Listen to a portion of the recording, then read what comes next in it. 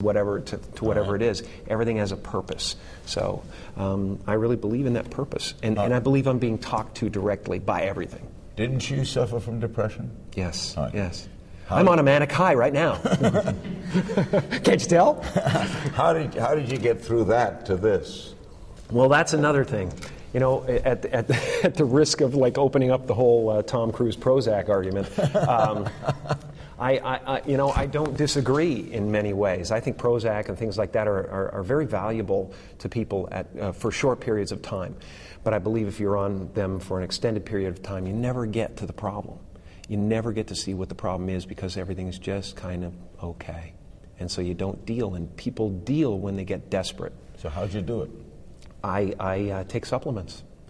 Vitamins? Yes, there is it is vitamins, but it's also certain elements of the brain like tyrosine and hydroxytryptophan that they're treating depression with now. And it is a natural substance that's in your brain, but instead of being a serotonin inhibitor, which just uses the serotonin you have in Prozac and things like that. It just uses the serotonin you have, and it doesn't allow it to go back into the receptor.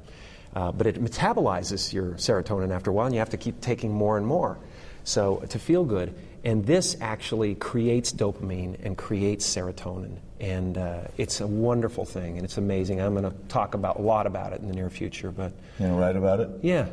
Has coming through this made you a better performer? I think. Do you think? I think all experience. If you're a performer, if you're an artist, you ought to be able to take this table and make it into something. You know, you ought to be able to make something out of anything.